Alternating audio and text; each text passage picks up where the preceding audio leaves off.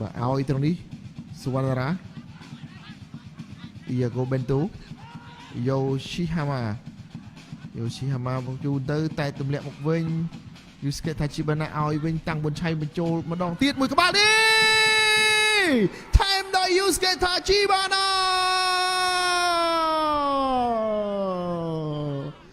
1-0 11 នាទីនៃការប្រកួតប្រធានក្រុមសញ្ជាតិជប៉ុនរបស់បឹងកេត Yusuke Tachibana បន្ថែមបញ្ចូលទីនាំមុខឲ្យក្រុមភ្ញៀវបឹងកេតនាំមុខ1-0 លើក្រុមម្ចាស់ផ្ទះ Nagavel យើងរងចាំរូបភាពឡើងវិញមានការមកលេងមួយប៉ះបន្តមកដល់ Iago Bento ប្រើលបឿនរបស់គេ Iago Bento ប្រើលបឿនហើយក៏បញ្ជូនឲ្យសៀងចន្ទធីឲ្យចលនាទៅខាងមុខទៀតទៅមុខមានឱកាសកាត់ឆ្វេងចូលក្នុងប្រអប់ត្រង់នេះផុតទាំងអស់សំមួយទៀត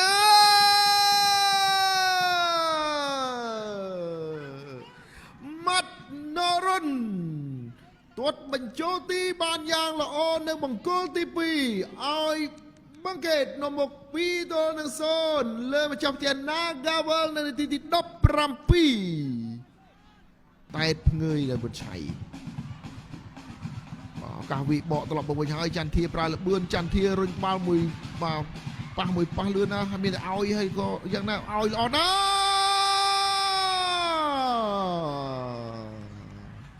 តែ2នាក់ក៏បានបឹងកេតនាំមុខ3-0 លើម្ចាស់ផ្ទះ Nagavel នៅនាទីទី29ឱកាសនៃការវាយបកលឿននិងប្រកបដោយប្រសិទ្ធភាពសៀងចន្ទធាជាអ្នកបណ្ដាលដោយប្រើលបឿនទះរត់លឿនជាចន្ទរាបញ្ជូនចូលកណ្ដាលតែបុកជើងរបស់ហាណាត្រឡប់ទៅវិញYoshihamaរត់គ្រប់ត្រូលសៀងចន្ទធា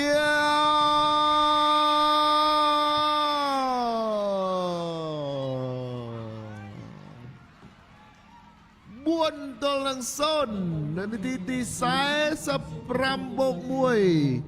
អ្នកចាត់ការបែមករាញញឹមស្រស់ស្រាយអ្វីម្លេះទេបាទគ្រាប់បាល់ទី2របស់ចន្ទធាជូនមកIago Bento ទប់ក្រឡប់បន្តិចIago Bento បញ្ជូនទៅ Stefan Golubovic មួយជើងនេះ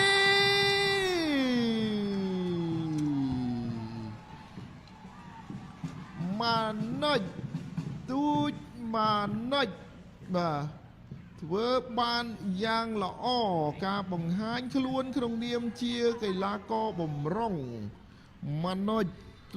ទាត់បញ្ចូលទីពីការកាត់របស់ Stefan Golubovic ការចាប់ផ្ដើមដ៏ល្អរបស់កីឡាករវ័យក្មេងរូបនេះ Stefan ទៅបាទចលនាល្អណាស់